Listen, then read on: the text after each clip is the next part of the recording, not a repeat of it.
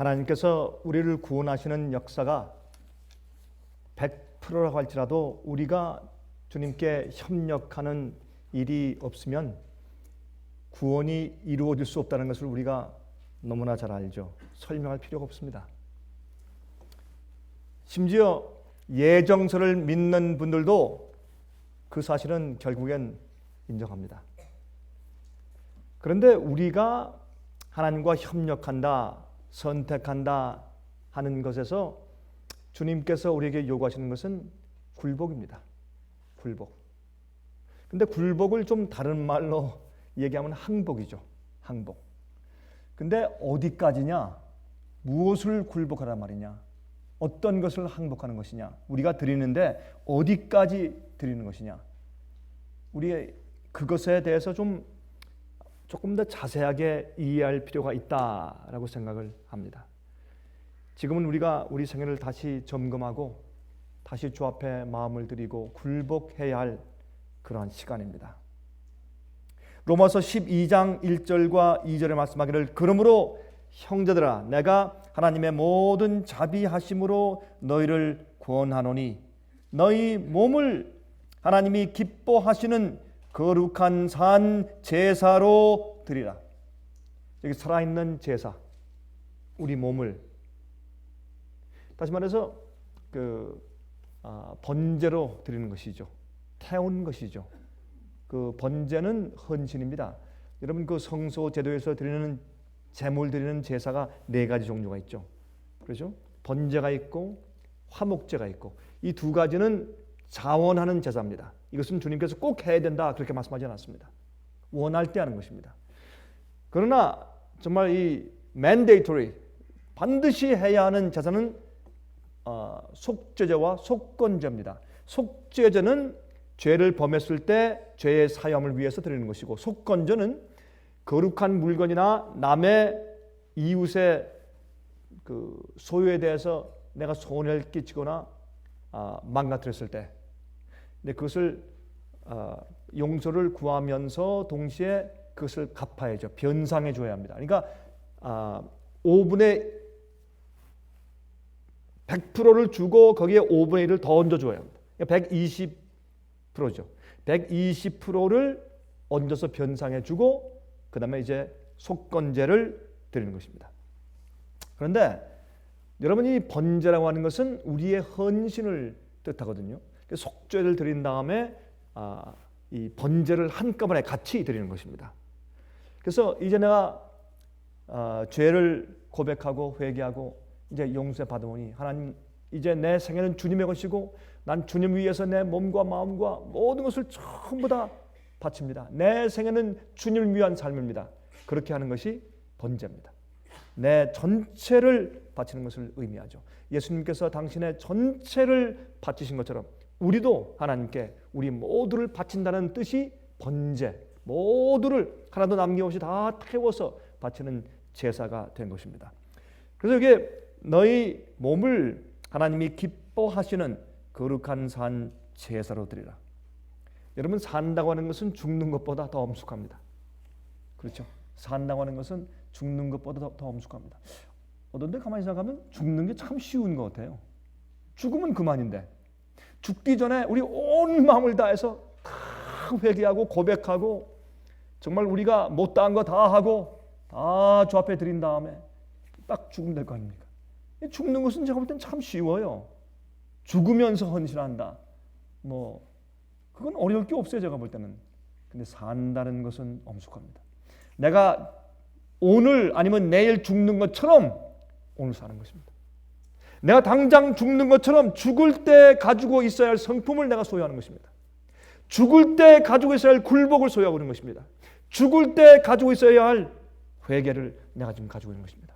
죽을 때 가지고 있어야 할 깨끗한 심령을 내가 지금 가지고 있는 것입니다. 그러면 산 제사죠. 그래서 산다고 하는 것은 참 엄숙한 일입니다. 그렇죠? 자, 또 말씀하기를 이는 너희의 드릴 영적 예배니라. 너희는 이 세대를 본받지 말고 오직 마음을 새롭게 함으로 변화를 받아 하나님의 선하시고 기뻐하시고 온전하신 뜻이 무엇인지 분별하도록 하라. 다시 말해서 우리가 이러한 산 제사로 우리 몸과 마음을 주 앞에 다 바쳐진 경험, 전적인 굴복의 경험이 없으면 하나님의 선하신 뜻이 무엇인지 분별할 수가 없다, 그 말입니다.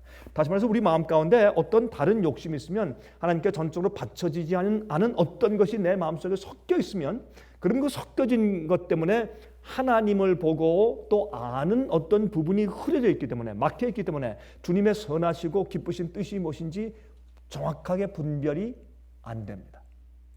그것을 말씀하고 있는 것입니다. 그러므로 제가 이 말씀을 가만히 생각하니까 우린 주님의 것이든지 아니면 아니든지 둘 중에 하나인데, 이럴 수가 있습니다. 주님의 뜻을 어느 정도 알고 주님의 뜻대로 어느 정도 따르고 뭐 그렇게 할 수 있다고 말할 수는 있는데, 대부분의 그리스도인들이 사실 그러니까.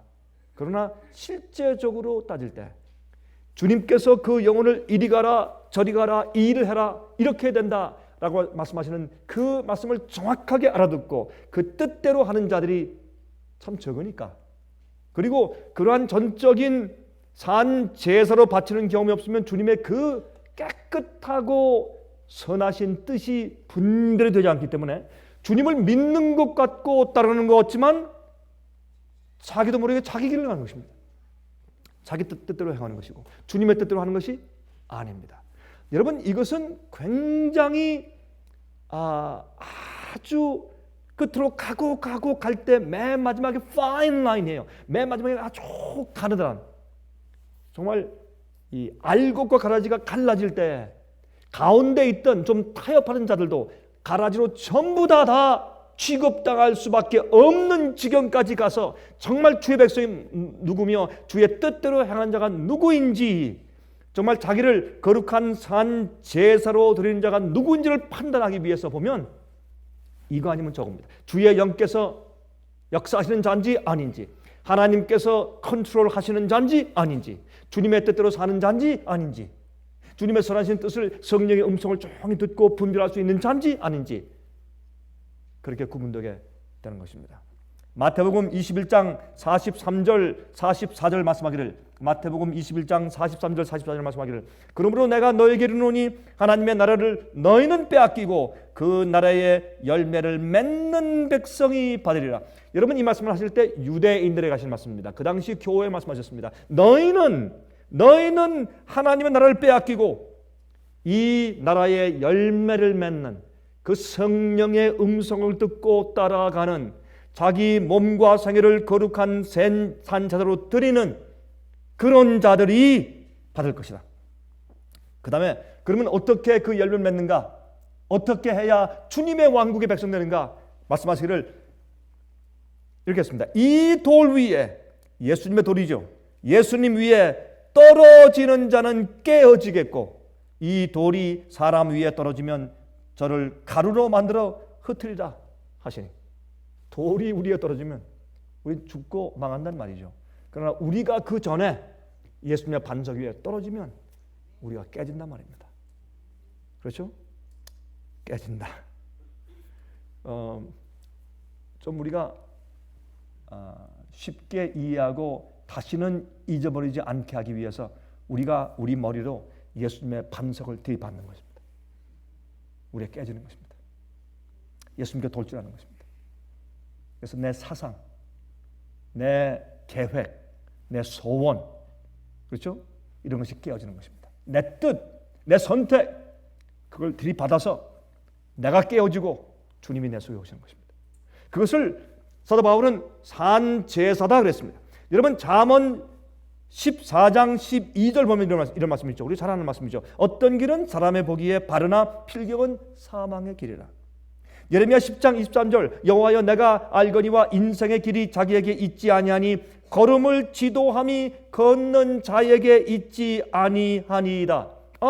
여기 보면 어떤 때 말이죠, 우리가 주님의 뜻대로 하는 것 같고 우리가 교회 위에 사는 것 같고 어떤 주의 말씀의 원칙하에서 내가 일하는 것 같고 영혼 구원 사업을 하는 것 같은데, 자기 마음 가운데 하나님께 사로잡힌 바 된 굴복된 전적인 경험이 없으면 필경, 사람이 볼 때는 좋은 길인데 올바른 길인데 마지막은 멸망이란 말입니다.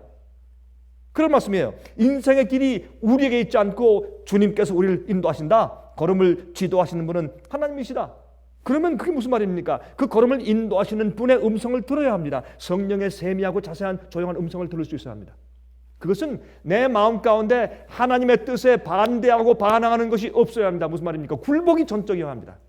내 계획, 내 뜻, 내 선택, 세상에 붙은 욕심이 있으면 그게 어두워지고 가려져서 주님의 뜻을 분별할 수가 없습니다. 내 마음 가운데 세상의 명예에 대한 욕심이 있으면 분별력이 없어서 내 마음대로 하고 싶은 그런 선택을 가끔 하기 때문에 주님의 뜻이 내 속에 이룰 수 없기 때문에 안 되는 것입니다. 그러므로 주님의 음성을 조용히 들어야 주님께서 우리 생의 길을 인도하시는데, 어떤 때 내가 잘 가고 있다고 생각하지만 전적인 마음의 굴복이 있지 않는 상태에서는 필경은 사망의 길이고 주님의 뜻이 내 속에서 이루어질 수가 없는 것입니다. 그러므로 다시 말해서 온전하게 굴복하지 않은 사람의 길은 분명치 않습니다. 내 마음과 뜻과 내 모든 정성과 동기가, 내 계획이 주님께서 보여주신 뜻과 진리대로 하겠습니다. 전적으로 굴복되어서 주님의 반석 위에 떨어져 전적으로 깨어져 버린 그런 삶이 있지 않을 경우에는 내 생에 가는 길은 분명치 않습니다. 내가 어디로 가고 있으며 그 끝이 어딘지 알 수가 없는 것입니다. 그것을 말씀하는 것입니다. 믿지 않는 자들에게 하는 것이 아니라 믿는 자들에게 하시는 말씀이죠. 우리 마음 가운데, 그래서 우리 마음을 비운다고 하는 것은 주님의 뜻을 내 마음 가운데 전적으로 받는다고 하는 것인데, 그 전에 내가 굴복이 있어야 합니다. 내 뜻, 내 소원, 내가 얻으려고 하는 거, 내가 놓지 못하는 거, 내 우상, 내가 그냥 붙들고서 이건 놓지 않으려고 하는 것들, 그런 마음이, 욕심이 있으면 주님의 깨끗하고 순결한 하늘의 뜻이 안 보입니다. 안 보입니다. 주님께서 나를 어떤 사람 되기 원하시고 어떻게, 어떤 작품으로 나오게 되길 원하시는지 안 보입니다. 요새 우리가요, 우리 자녀들에 대한 우리 개인들의 욕심이 있으면 주님께서 우리가 우리 자녀를 교육시킬 때 어떻게 만들려고 하시는 주님의 뜻이 안 보입니다. 내 욕심 때문에 그대로 가게 되지, 그거 안 보입니다. 그 음성이 들을 수가 없습니다. 여러분들께서 이번에 여러분 생에서 나는 어떻게 살면서 내가 무엇이 필요하다 하는 인간적인 계획과 욕심으로 차 있으면 주님께서 여러분에게 어떤 사람이 되며 무엇을 하라고 말씀하시는 조용한 성령의 음성이 안 들립니다. 그러므로 우리의 길이 분명하려면 우리 자신의 전적인 굴복이 있어야 합니다. 여러분, 이것을 우리가 하지 않으면 우리는 하나님의 역사를 받을 수가 없습니다. 하나님께서는 나누어져 있는 마음에는 역사하실 수가 없습니다. 우리 마음이 조금이라도 나누어져 있으면 주님께서 우리 마음 가운데 역사할 수가 없습니다. 하나님께 올인해 있지 않으면 하나님의 역사하심이 보이지 않고 주의 음성이 들리지 않는단 말입니다. 여러분, 제가 이런 표현을 가끔 하죠. 성령이 충만하다.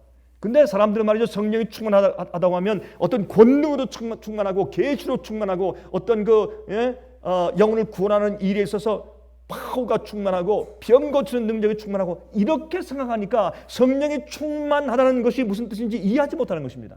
여러분, 성령이 충만한 것은, 성령은 우리를 모든 진리로 인도하시는 분이시고 아버지의 뜻을 알리시는 분이기 때문에, 예수께서 행하신 것을 다 생각나게 하고 깨닫게 하시는 분으로 이 땅에 오신 분이기 때문에, 다른 보혜사이기 때문에 성령이 충만하면 무엇을 합니까? 주님의 뜻을 알고 주님의 사업을 알고 주님의 진리를 아는 것입니다. 그런 삶이 성령이 충만한 것입니다. 뭐 뜨끈뜨끈하고 마음이 불이 타고, 이것보다는 성령이 충만한 것은 하나님 아버지의 뜻을 알고 주님의 계획을 알고 주님의 사업을 한단 말입니다. 내가 없어요. 내가. 여러분, 우리 컴퓨터를 하면서, 우리가 인터넷을 하면서 IP 애드레스가 정확해야 우리가 얻으려고 하는 곳에 우리가 그것으로 안내를 받아서 거기 가죠. IP 애드레스가 정확해야 돼요. 그 주소가. 예? 우리가 어떤 웹사이트에 들어가려면 정확하게 스펠링 하나도 틀리면 안 돼요. sostv.net가 정확하게 쳐져야 거기 들어가요. IP 애드레스가 한 자라도 틀리면 못 들어가요. 마찬가지입니다. 우리가 하나님께 나아가기 위해서 전적인 굴복이 있어야 합니다. 자, 그 말씀을 드렸는데 좀 예를 좀 들어보십시다. 여러분, 열왕기상 20장에 나오는 아람 왕 벤하닷이 주위에 있는 군소 국가들과 민족들과 왕들 30명들의 왕들과 연합해서 이스라엘을 공격해 들어올 때 여러분 그걸 읽어보시면 기가 막힌 항복 조건을 내세웁니다. 여러분 그때 아합 왕이 정말 기겁을 해가지고 우리 항복합니다 그랬어요. 근데 항복 조건을 내세우는데 왕은 물론이고 친척들이고 가족들이고 부인들이고 자식들이고 그다음에 뭐 이스라엘 모든 땅이고 모든 비즈니스고 모든 음식이고 뭐 몽땅 다 내놓으라 이겁니다. 몽땅 다 전부 종되고 뭐 추수한 물건들은 다 가져가고 땅도 다 이건 완전히 자기 것이 없습니다. 그렇게 해서 참 기가 막힌 항복의 조건을 내세웁니다. 그런데 여러분 그 남북전쟁, 미국의 남북전쟁을 치룬 다음에요. 이제 종전 협정을 할 때 북쪽에 있는 그랜트 장군과 남군의 리 장군 사이에 종전 협정을 맺습니다. 이제 남군이 항복하는 것이죠. 그때 이 그랜트 장군과 리 장군은 육군사관학교 동기입니다. 근데 한 사람은 북군의 대장이고 한 사람은 남군의 대장으로 그렇게 이제 전쟁을 했죠. 전쟁했는데 63만 명의 군인들이 죽은 다음에 수많은 집들이 불타고 수많은 양민들이 참 피해를 당하고 수많은 밭들이 폐허되고 그러한 참 기가 막힌 그런 손실 이후에 드디어 북군과 남군이 이제 종전을 하기 위해서 이제 협정을 맺는데 북군이 이겼습니다. 하나님의 섭리로.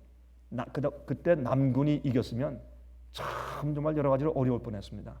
여러분 노예 제도는 지금까지 갔을 것이고 참 어려웠을 것입니다. 그러나 주님의 섭리로 북군이 승리하고 이제 그 종전을 하는데 그때 그랜트 장군이 리 장군에게 항복하는 조건으로 내세운 것은 참 자비스러운 조건이었습니다. 어떻게 된지 아십니까? 그 당시에 있던 남군 2만 5천 명에게 다 먹을 것을 주어라. 굶주린 그 정말 추위에 떨고 있는 그 군인들한테 아주 따끈따끈한 그런 수읍과 먹을 것을 다 나눠주라고 하는 그런 명령을 했습니다. 항복하는 군인들에게 자비를 베푼 것입니다. 그 다음에 그 항복하는 남군들에도 집으로 돌아가서 이 미합중국의 시민으로 계속 살 수 있으며 집을 건축하고 계속 그렇게 열심히 살라고 이전처럼 돌아가라고 또 필요한 것은 국가에서 많이 도와주겠다는 그런 말과 함께 집으로 돌려보냈습니다. 여러분 그러면서 각 사람들이 과거에 가지고 있던 집과 땅들을 그대로 소유할 수 있는 권한을 주고 한 가지는 무엇인가 하면 그들이 가지고 있는 이 무기들만 다 내려놓고 그것만 다 환원한 다음에 그 다음에 빈손으로 돌아가는 것입니다. 돌아가서 이 나라의 국민으로 열심히 살라는 것이었습니다. 참 그것은 자비스러운 항복 조건이었죠. 그렇죠? 그러면 하나님께서 여러분과 저에게 우리가 주 앞에 나가서 우리 죄를 고백하고 회개하고 주 앞에 이젠 주님 위에 살겠다고 굴복하고 항복할 때 주님께서 우리에게 내주시는 조건이 무엇일까? 무엇을 해라? 어떻게 하는 것이 내가 나의 백성 되고 내 아들과 나의 딸 되는 것인가? 라고 내놓으시는 주님의 항복 조건이 무엇일까? 주님의 뜻대로 주님의 나라를 위해서 사는 이젠 우리를 위해 살지 않고 하나님을 위해 산다고 결심하는 우리에게 이렇게 해라. 그러면 내가 용납하고 인정한다 라고 말씀하시는 항복 조건이 무엇일까요? 제일 먼저 잠언 23장 26절을 읽습니다. 잠언 23장 26절 내 아들아 내 마음을 내게 주며 무엇을 주며? 우리 마음을 하나님께 드리며 내 눈으로 내 길을 즐거워할지어다. 우리가 우리 마음을 주 앞에 드린다. 이게 무슨 말입니까? 하나님의 뜻, 주님의 계획, 주님의 길을 내가 즐거워한단 말입니다. 그걸 따라간단 말입니다. 이젠 내 길이 아닙니다. 내 뜻이 아닙니다. 내 계획이 아닙니다. 주님께서 내게 베푸시는 명령과 주님의 계획과 뜻을 내가 기뻐하고 즐거워하며 따라가는 것이 우리가 우리 마음을 주 앞에 드리는 뜻입니다. 시편 119장 2절 여호와의 증거를 지키고 우리가 우리 마음을 주 앞에 드리고 따라가고 굴복하는 데는 무엇이 필요합니까? 우리 마음으로 주님의 모든 명령과 뜻과 진리를 즐거워하며 따라가고 지키는 것을 포함하는 것입니다. 여호와의 증거를 지키고 전심으로, 여러분 전심이 무엇입니까? With all your heart, 모든 마음 전부를 가지고 전심으로 여호와를 구하는 자가 복이 있도다. 우리가 온 마음을 주 앞에 드리는 것이 무엇입니까? 우리 온 마음으로 주님의 뜻을 구하는 것입니다. 나를 향한 주님의 뜻이 무엇인가? 이 일에 대한 주님의 뜻이 무엇인가? 나를 위한, 내 가족을 위한, 우리 교회를 위한 주님의 뜻이 무엇인가? 이렇게 해서 하나님의 뜻을 온 마음을 다해서 찾고 또 여호와께서 주시는 진리와 증거의 말씀을 지키는 것입니다. 이것이 마음을 드리는 것이에요. 그렇게 성경은 표현하는 것입니다. 자, 예레미야 29장 11절부터 13절, 예레미야 29장 11절부터 13절에 말씀하기를 나 여호와가 말하노라 너희를 향한 나의 생각은 내가 하나니 재앙이 아니라 곧 평안이요 너희 장래의 소망을 주려 하는 생각이라. 여러분, 어떤 때는 우리가 말이죠, 하나님께 다 굴복하고 다 드린다고 하면 어떤 두려움이 우리 마음 가운데 들어올 수 있느냐 하면 내가 다 드리면 난 죽는다. 난 세상에 이제 재미도 없고 즐거움도 없고 낙도 없고 이제 난 노예고 매일 주께서 하라는 것만 내가 싫지만 억지로 따라가야 되고 이런 생각을 하는 것입니다. 아니죠. 주께서 우리에게 베푸시는 생각은 무엇입니까? 재앙이 아니에요. 곧 평안이요 너희 장래의 소망이라 그랬어요. 너희는 내게 부르짖으며 와서 내게 기도하면 내가 너희를 들을 것이요 너희가 전심으로 온 마음을 다해서 with all your heart 나를 찾고 찾으면 나를 만날 것이라. 우리 온 마음입니다. 그럼 주님께서 우리에게 항복해라 굴복해라 할 때 우리에게 제시하시는 조건이 무엇입니까? 간단합니다. 우리 온 마음을 드리는 것입니다. 그것이 우리 굴복입니다. 주님께서 그것을 원하시고 그것이 유일한 조건입니다. 자, 우리 마음을 드린다는 것은 전심을 드리는 것인데 온 마음을 굴복하는 것이죠. 자, 여기는 말씀 또 하나 읽어보십시다. 요엘 2장 12절 13절 보십시오. 여호와의 말씀에 너희는 이제라도 금식하며 울며 애통하고 마음을 다하여 내게로 돌아오라 하셨나니 너희는 옷을 찢지 말고 마음을 찢고 너희 하나님 여호와께 돌아올지어다. 여러분 구약시대도 보니까 계속해서 마음을 말씀했어요. 마음. 너희 마음에 할례를 받으라. 육체에 할례를 받지 말고 마음속에 할례를 받으라. 우리 마음의 전적인 굴복입니다. 마음의 전적인 굴복. 여러분 사실요 죽음에 대한 두려움이 우리 마음 가운데 있으면 안 됩니다. 우리가 죽음에 대해서 조금이라도 두려운 마음이 있으면 Something is wrong with you. 여러분에게 뭔가 잘못이 되어 있는 것입니다. 내가 죽으면 내 남편, 내 아내 어떨까? 우리 자식들에게 어떻게 할까? 그런 염려는 있죠. 그러나 죽음 자체에 대해서 우리가 두려움이 없어야 합니다. 하나님 앞에 설 때 우리 마음 가운데 두려움이 없어야 합니다. 우리가 전적으로 올바르기 때문에요? 우리가 완전하기 때문에요? 아닙니다. 우리가 주 앞에 온 마음을 드렸기 때문에 우리 마음에 주님을 속이는 생각이 전혀 없어요. 우리 마음 가운데 절대로 주님이 모르는 어떤 것을 가지고 있는 것이 없어요. 전적으로 주 앞에 헌신에 굴복하고 드린 산 제사의 경험이 있기 때문에 죽음이 두렵지 말아야 합니다. 죽음이. 여러분 요한 웨슬레가 미국으로 건너와서 전도하기 위해서 올 때 그의 마음 가운데 그것이 없었어요. 폭풍이 일어나서 불 때에 그때 그는 죽음이 두려웠습니다. 그때 갑판에서 모라멘 교인들 몇 명이 무릎 꿇고 기도하는데 그들의 얼굴에 화평이 있었습니다. 왜 나는 저것이 없는가? 난 목사요 교수인데 왜 내게는 저런 평안이 없을까? 죽음에 대한 평안이 없을까?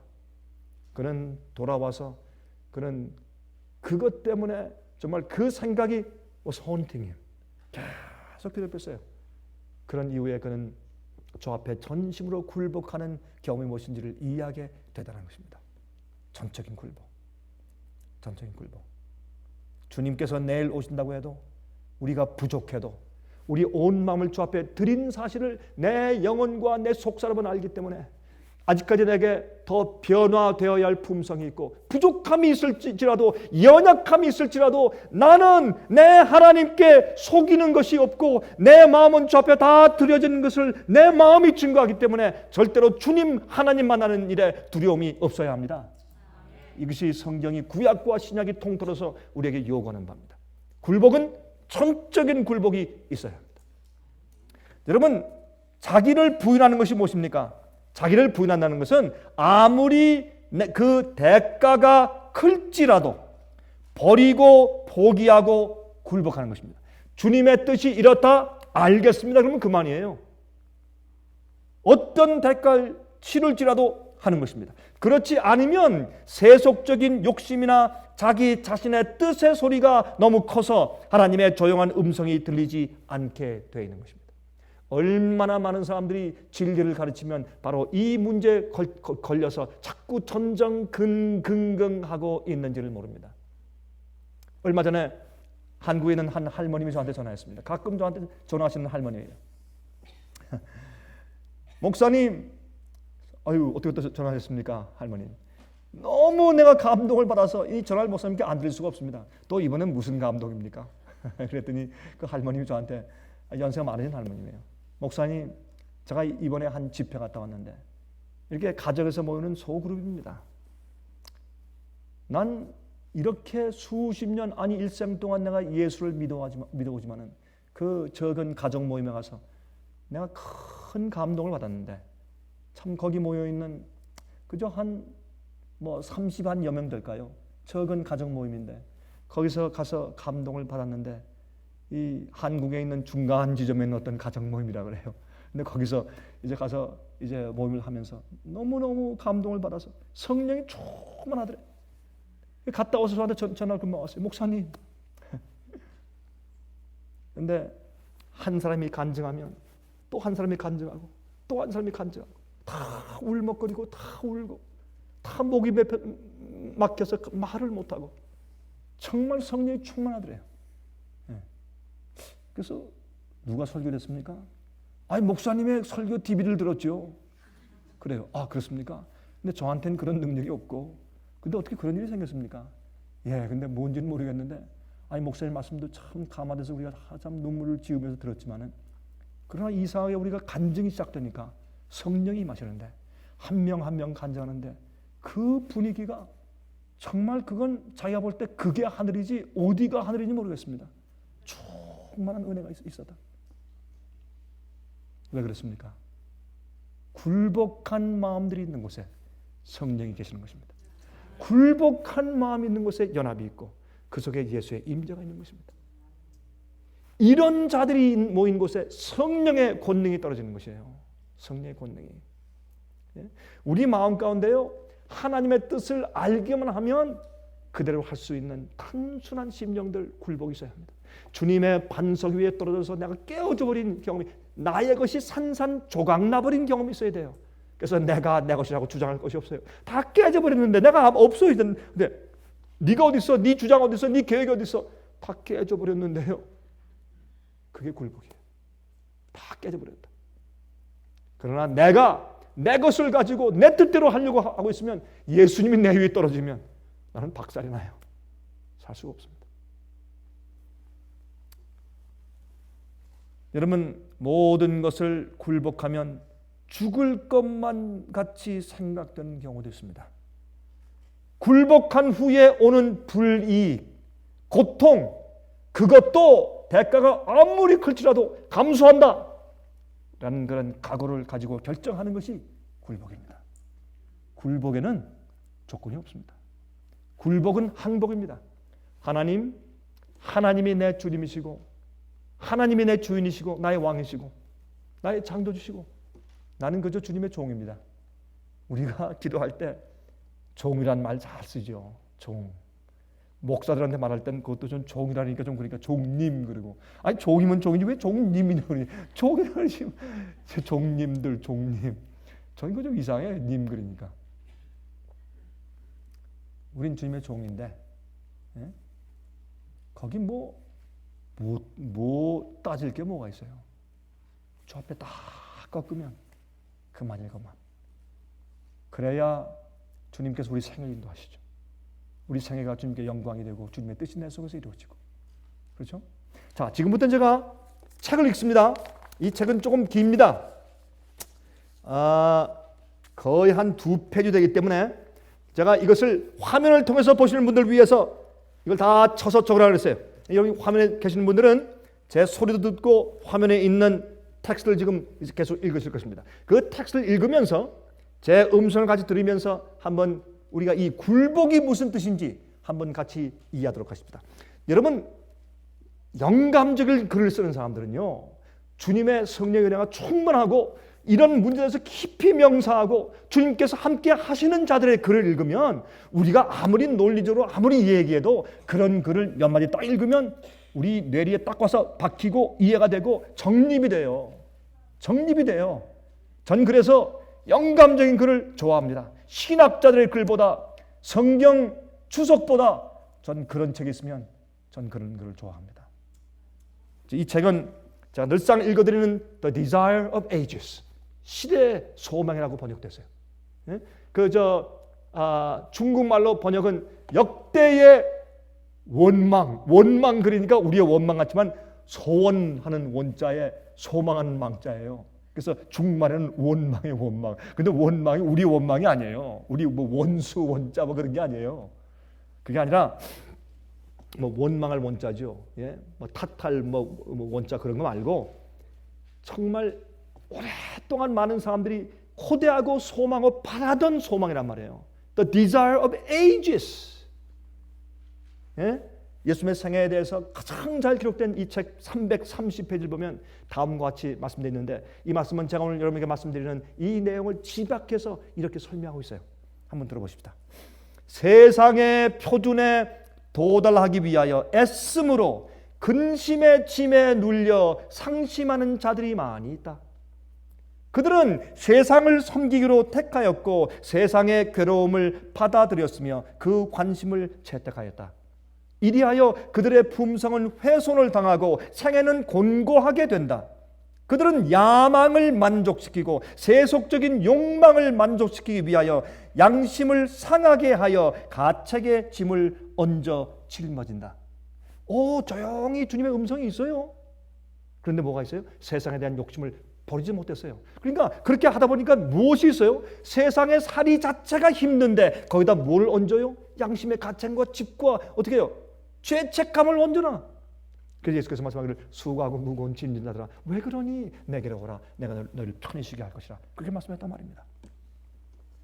끊임없는 근심은 생명력을 약화시킨다. 우리 주께서는 그들이 내 속박의 멍에를 벗기를 원하신다. 예수께서는 당신의 멍에를 받으라고 그들을 초청하신다. 내 멍에는 쉽고 내 짐은 가벼움이라고 그는 말씀하신다. 예수께서는 저들에게 먼저 하나님의 나라와 그의 의를 구하라고 명령하신다. 그리하면 이 세상에서 그들에게 필요한 모든 것을 더하시겠다고 허락하셨다. 근심은 눈멀게 하며 장래를 식별할 수 없게 만든다. This is true. 정말이에요. 우리 마음 가운데 근심과 염려와 불안, 초조가 생기면 믿음이 없어져요. 확신이 없어지고요. 여러분 얼마나 이 말씀이 진실입니까? 근심. 그렇죠? 그러나 예수께서는 처음부터 마지막까지 보신다. 예수께서는 모든 고난마다 위안을 주시는 당신의 길을 예비하셨다. 우리 하늘 아버지께서는 우리를 위하여 우리가 알지 못하는 허다한 길들을 준비하셨다. 하나님의 사업과 명예를 으뜸으로 삼는 원칙을 받아들이는 자들은 고난이 사라진 것과 저희 발 앞에 평탄한 길이 펼쳐진 것을 발견하게 될 것이다. 왜요? 주님의 뜻을 따라 살려고 하니까. 내가 내 뜻대로 살려고 하면요 별의별 고난들이 다 생겨요. 고난이 아니라 별의별 참 어려운 일이 생겨요. 왜? 내 뜻대로 해야 되니까. 그러나 주님의 뜻대로 하려면 평탄한 길이 생겨요. 주님의 뜻을 위해 살기 위한 평탄한 길이 생겨요. 구속은 영원히 하늘을 위하여 훈련을 받는 과정이다. 와, 얼마나 놀라운 얘기예요. 구속은 한번 영생을 받기 위해서 땅 인치는 것이 아니라 구속은 뭐다? 우리의 생애의 과정이다. 살아가는 생애다. 진리로 계속해서 양육을 받고 훈련받으면서 어떤 때는 잘못하다 실수해서 코가 깨지고 넘어지고 하지만 회개하고 또 서서 주님의 길로만 가는 매일매일의 훈련 과정이 구속이다. 이 훈련은 곧 그리스도를 아는 지식을 의미한다. 그것은 곧 흑암의 임금의 학교에서 얻은 생각, 습관, 행습에서 해방되는 것을 의미한다. 하나님께 대한 충성에 반대되는 모든 것에서 영원히 구조되지 않으면 안 된다. 굴복을 해야 내 생에 있는 잘못된 것을 주님께서 오셔서 하나하나 가르치시고 고치시고 버리게 하시는 것이에요. 굴복해야 주님의 길로 따라가죠. 잘못된 습관을 고치는 것이요. 구속은 과정이요. 하나님과 완전히 일치하여 다스려진 그리스도의 마음에는 완전한 평화가 있었다. 예수께서는 칭찬을 받음으로 의기양양하시거나 비난이나 실망으로 인하여 의기가 소침해지는 일도 결코 없으셨다. 정말 진리 아니에요? 우리가 칭찬받고 박수 받으면요, 그 순간은 기분 좋죠. 이왕 그 칭찬 받으면 좋겠죠. 근데 지나고 나니까요, 한번 이렇게 해보니까요, 그거 아무것도 아니래요. 그때만 잠깐 반짝하지만 그거 아무것도 아니에요. 그것이 우리에게 주는 것이 아무것도 없더라고요. 그 경험을 하고 나면 어떻게 돼요? 그것 때문에 의기양양하는 것이 없어져요. 또 어렵다고 해서 의기소침하지 않아요. 지내보니까 그게 아무것도 아니거든요. 여러분, 이 어린 아이들이, 청년들이 왜 인격이 아직까지 성장하지 못합니까? 경험이 없으니까. 이런 것은 경험이니까. 구속은 진리의 과정을 통해서 갖는 경험이다. 과정이다. 얼마나 기가 막힌 말씀인지 몰라요. 가장 심한 박대와 가장 잔악한 대우를 받으시면서도 여전히 용기는 왕성하셨다. 누가? 예수님이. 우리도 그렇게 할 수 있고 그렇게 해야 된단 말입니다. 그러나 예수를 따른다고 공언하는 많은 사람들은 자기를 하나님께 의탁하기를 두려워함으로 불안하고 괴로운 마음을 가지고 있다. 얼마나 올바른 얘기입니까? 그렇죠? 그들은 하나님께 완전히 굴복하지 아니하는 바, 이는 저희가 그렇게 내어 맡김으로 겪어야 될 결과를 두려워하기 때문이다. 얼마나 올바른 얘기입니까, 여러분? 예? 이게 문제 아닙니까? 많은 사람들이 굴복하지 않는 이유가 바로 여기에 있지 않습니까? 이 굴복을 거절한다면 그들은 결코 평화를 얻을 수가 없다. 굴복하지 않으면 평화를 얻을 수가 없다. 불안이 일어나는 것은 자기를 사랑하기 때문이다. 정말 이게 맞습니다. 그렇죠? 맞습니다. 우리가 위로부터 거듭날 때에 예수의 마음, 곧 우리가 구원을 받을 수 있도록 자신을 겸비하게 하도록 이끈 마음과 똑같은 마음이 우리에게 있을 것이다.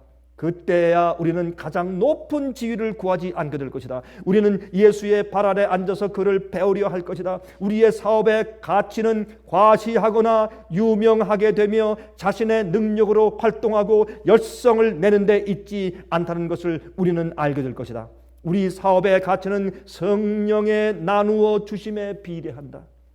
하나님께 대한 신뢰는 심지를 더 거룩하게 하여 인내할 수 있게 한다. 소의 멍에를 메우는 것은 짐을 끌 때에 소를 도와서 부담을 가볍게 해주기 위함이다. 그리스도의 멍에도 그러하다. 우리의 의지가 하나님의 뜻 안에 흡수되고 또 남을 돕기 위하여 우리가 하나님의 선물을 사용할 때 생애의 짐이 가벼워짐을 깨달을 것이다. 내가 나의 일을 이루기 위해서, 나의 뜻을 성취하기 위해서 애를 쓰면 참 부담 때문에 근심되고 불안하고 초조하고 참 힘들어요. 그러나 우리가 주님께 우리 생애를 바치고 굴복하고 주님의 뜻을 이루고 주님의 사업을 하고 하나님께 영광을 돌리기 위해서 살면 그렇게 열심히 일고 힘들어도 무엇이 없습니까? 근심이 없습니다. 불안하지 않습니다. 부담이 되지 않습니다. 마음에 즐겁고 기쁜 것입니다. 왜? 주님과 함께 멍에를 매기 때문에. 그래서 그렇습니다. 모세가 하나 빠졌네. 하나님의 계명의 법도 안에서 행하는 자는 그리스도와 함께 행하는 것이며 그렇게 되면 그의 사랑 안에서 그 마음은 평안을 얻는다. 모세가 주의 길을 내게 보이사 내게 주를 알리소서 하고 기도했을 때 주께서는 내가 친히 가리라, 내가 너로 편히 하리라고 대답하셨다. 그리고 여러 선지자들을 통하여 여호와께서 이같이 말씀하시되 너희는 길에 서서 보며 옛적 길 곧 선한 길이 어디인지 알아보고 그리로 행하라. 너희 심령이 평강을 얻으리라는 기별이 전해졌다. 굴복하면 평안이 있어요. 굴복하면 뭐 하게 돼요? 주님의 길대로 따라가게 돼 있어요. 자, 다시 그는 슬프다. 내가 나의 명령을 듣지 아니하였도다. 만일 들었다면 내 평강이 강과 같았겠고 내 의가 바다 물결 같았을 것이라고 말씀하셨다. 한 패러그래프 더요. 그리스도의 말씀을 믿고 전적으로 예수의 보호하심에 영혼을 맡기고 또 그의 명령하심에 생애를 맡기는 자들은 평강과 평온함을 얻을 것이다. 여기에 평강과 평온함은 같은 말 같은데 두 번 썼네요. 평강과 평온함. 이것은 영어로 peace and calmness. peace and silence. 조용함과 평화를 우리가 얻는다. 그 말입니다. 예수께서 당신의 임재로서 그들을 기쁘게 하실 때에는 사람의 아무것도 그들을 슬프게 하지 못한다. 완전한 순종에는 완전한 쉼이 있다. 주께서 심지가 견고한 자를 평강의 평강으로 지키시리니 이는 그가 주를 의뢰함이니라고 말씀하신다. 우리의 생애가 복잡해 보일지 모르나 우리가 슬기로우신 대장군께 우리 자신을 맡긴다면 하나님께서는 우리에게 당신의 영광이 될 생애의 품성과 본을 만들어 주실 것이다. 그리고 그리스도의 영광, 품성을 나타내는 그 품성은 하나님의 낙원에 들어가도록 간합하심을 받을 것이다. 새롭게 함을 입은 자들이 흰옷을 입고 예수와 동행할 것이니 그들은 그만한 가치가 있기 때문이다. 우리가 늘 얘기하는 그 얘기가 무엇입니까? 어린 아이를 목욕시킬 때 발버둥 치면, 굴복하지 않으면, 부모의 손에 맡기지 않으면 목욕을 시킬 수가 없는 것입니다. 주님의 길을 배우고 주님의 뜻대로 살고 주께서 우리 성품을 꼴지우시게 하기 위해서는 우리가 전적으로 맡기고 굴복해야 합니다. 이 굴복은 나뉘어진 마음이 아니라 전적으로 굴복해야 합니다. 그 속에 쉼이 있다는 것입니다. 거기에 능력이 있다는 것입니다. 제가 한 패러그래프 더 읽습니다. 이 말씀은 같은 책 시대 소망 324페이지입니다. 324페이지에 이런 말씀이 있습니다. 사람이 그리스도께 굴복할 때에 새로운 능력이 새 마음을 점령한다. 사람이 스스로는 성취할 수 없는 변화가 일어난다. 인간의 본성의 초자연적인 요소를 가져다 주는 것은 초자연적인 역사이다. 그리스도를 믿는 자는 배역한 세상에서 예수께서 굳게 붙드시는 당신의 성체가 되며 그는 당신의 권위 외에 어떤 권위도 그 성체에 용납하지 않으신다. 이와 같이 하늘의 능력으로 세워진 영혼은 사탄의 공격에 난공불락이 된다. 그러나 만일 우리가 그리스도의 지배하심에 자신을 맡기지 아니한다면 악한 자에게 지배당할 것이다. 그래서 우리는 누가 우리를 컨트롤하느냐 하는 것은 우리가 누구에게 우리 온 마음을 드렸느냐 하는 것에 달려있죠. 전적인 굴복. 전적인 굴복. 이것을 주님께서 원하십니다. 우리가 주 앞에 전부여 의지없소서 손들고 옵니다. 주 나를 박대하시면 내 어디 가오리까? 이렇게 가는데 주님께서 우리에게 말씀하시는 요구가 뭐냐 말이에요. 굴복. 전적인 굴복입니다. 우리가 가지고 있는 건 너 그냥 다 가지고 있어라. 너희 사는 삶 다 가지고 있어라. 그러나 이제부터 내 마음을, 전적인 내 마음을 내가 원한다. 하나님께 전적으로 굴복하는 삶을 사시기를 바랍니다. 하늘에 계신 우리 아버지시여, 말씀하심에 의지하여 우리가 온 마음 전심을 다하여 주님을 찾고 주 앞에 굴복합니다. 우리 마음 가운데 숨어 있는 것이 없기를 소원합니다. 우리가 뒤에 감추고 유보한 것이 없기를 원합니다. 주님이시여, 번제로 우리가 산 제사로 우리 마음을 다 주 앞에 묶어서 단 위에 얹어놓사오니 주여 받으시고 간합하셔서 주님의 것으로 삼으시고 주께 영광을 돌리며 하나님의 일을 할 수 있도록 도와주시옵소서. 드디어 하나님께서 쓰실 수 있는 사람들에게 하시옵소서. 우리가 주 앞에 항복합니다. 주의 성령으로 채워주시기를 예수 그리스도의 거룩하신 이름만 의지하여 간절하게 기도합니다. 아멘. 은혜 많이 받으셨습니까? 지금까지 들으신 이 생예빛 예배 설교는 개인의 신앙 부흥이나 소규모 그룹 예배를 위하여 DVD와 CD로 제작되어 보급되고 있습니다. 생예빛 예배 설교 DVD 및 CD를 원하시는 분들은 1-877-704-1004번으로 전화하여 주시기 바랍니다. 생예빛은 각종 미디어, 즉 출판물, 텔레비전, DVD, CD, 그리고 웹사이트를 통하여 복음을 전하는 미디어 선교 기관입니다. 생애의 빛에서 이루어지는 선교 사업을 크게 7가지로 나누어 소개하면 다음과 같습니다. 첫째로 생애의 빛은 가정과 건강과 참된 신앙을 소개하는 월간지 살아남는 이들을 매달 발간하고 있습니다. 가정과 건강 문제뿐만 아니라 참된 신앙과 성경에 나타나 있는 중요한 진리들에 대하여 매달 깊이 있게 다루는 성경 연구 신앙지입니다. 둘째로 생애의 빛은 미국의 주요 도시에서 텔레비전 선교 방송을 하고 있습니다. 많은 분들이 생애의 빛 선교 방송을 통하여 복음을 발견하고 새로운 생애를 살아가고 있습니다. 셋째로 생애의 빛에서는 우편 통신을 통하여 평신도들의 성경 연구를 도와드리는 성경 통신학교를 운영하고 있습니다. 성경에 나타나 있는 중요한 문제들에 대하여 체계 있게 공부하기를 원하시는 분들은 성경 연구 단기 코스와 계시록을 통한 성경 교리 연구, 또한 다니엘서 예언 연구를 신청하시기 바랍니다. 교재 및 모든 비용이 무료인 생애의 빛 성경 연구 과정을 통하여 복음과 예언 문제를 가장 쉽고 체계 있게 공부하시기 바랍니다. 넷째로 생애의 빛은 예언 연구를 위하여 특별하게 제작된 DVD 시리즈를 나누어 드리고 있습니다.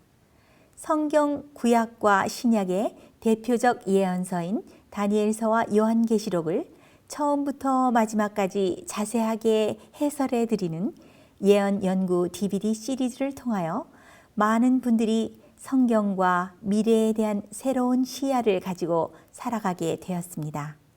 마지막 시대의 복음과 비밀이 담겨져 있는 다니엘과 요한계시록 DVD 시리즈를 신청하셔서 새로운 영적 부흥을 체험하시기 바랍니다.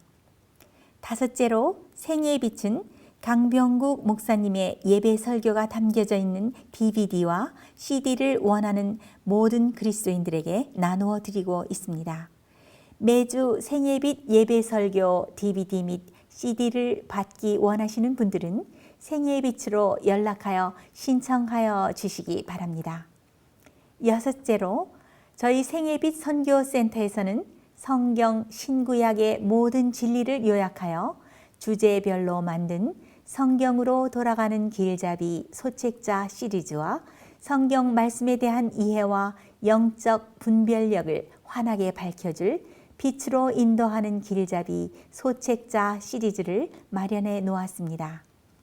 이 2가지 소책자 시리즈는 오류가 난무하는 혼돈스러운 세상에서 여러분들을 정확한 하나님의 말씀의 길로 안내해 드릴 것입니다. 이 소책자를 신청하시려면 생애의 빛 뉴욕 지부로 신청해야 하는데 뉴욕 지부의 전화번호는 1-888-881-1004번입니다. 1-888-881-1004번으로 신청해 주시기 바랍니다. 끝으로 생애의 빛 선교 사업에 대해서 좀 더 자세하게 알기 원하시는 분들은 웹사이트 www.sostv.net를 방문하시기 바랍니다. 생애의 빛 웹사이트에는 지금까지 나온 모든 월간지와 DVD, 텔레비전 방송물들을 누구나 무료로 보실 수 있도록 준비되어 있습니다. 지금까지 소개해드린 생애의 빛 선교 교재 중에서 원하시는 책자나 DVD가 있으시면 무료 전화 1-877-704-1004번 1-877-704-1004번으로 신청하여 주시기 바랍니다. 미국 동부 시간으로 월요일부터 금요일까지 9시에서 5시 사이에 전화해 주시면 감사하겠습니다. 그럼 다음 시간까지 안녕히 계십시오.